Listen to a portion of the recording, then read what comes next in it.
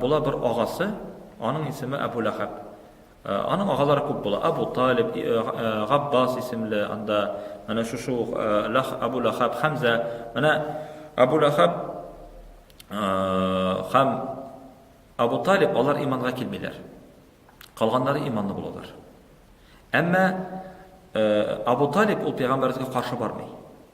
Abu Lahab қаршы бара. Hamza iman келтірә, Abbas iman келтірә. Ham шушы біләбіз, Пейғамбар саллаллаху алейхи ва салламға қаршы барған Abu Lahab вафат болғаш, ул дүниядан имансыз болып кете. Ham әлбәттә аның урыны җәһәннәмдә була дип әйтте Пейғамбарыбыз да. Ham Коръәндә Аллаһ Тәала айырым Abu Lahabка багышланган аят сүрә иңдергән, Мәсәд дип атала ул. Ham шушы сүрәдә Аллаһ Тәала аңлата Abu Lahabның урыны җәһәннәмдә икәнен хатыны белән бергә. Мен тулысынча әйтеп тормыйм. Ham Abu Lahabны төшендә күрә аның абыйсы Габбас. Ham сорый, ничек Аллаһ Тәала сине кабул итте? Нәрсә дидең?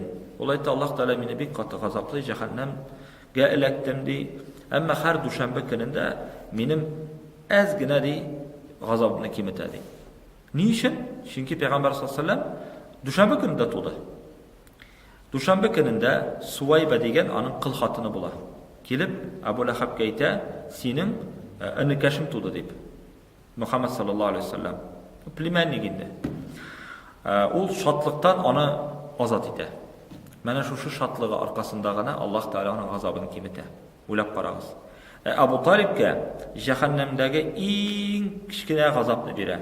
Ул да булса аякларына кидерләр икән аңа ут киемнәре, ягъни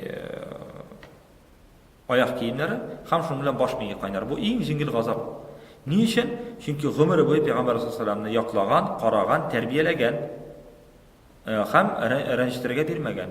Шуның өчен генә хәтта имансыз китсә дә, менә Пәйгамбәребез хөрмәтенә карагыз, ничек Аллаһ Тәала шушы кафир затларына да, мөселман булмаган затларга да нинди мәрхәмәте булган. Без мөселманнар бигрәк тә Пәйгамбәр саллаллаһу алейһи ва салламга күбрәк салават әйтеп, мәхәббәтләребезне белдереп, аңа касыйдалар укып, мөнәҗәтләр әйтеп, дугалар кылсак, дәрәҗәбез никадәр булыр микән кыямәт көнендә? Без өметләнәбез инде аңа әлбәттә.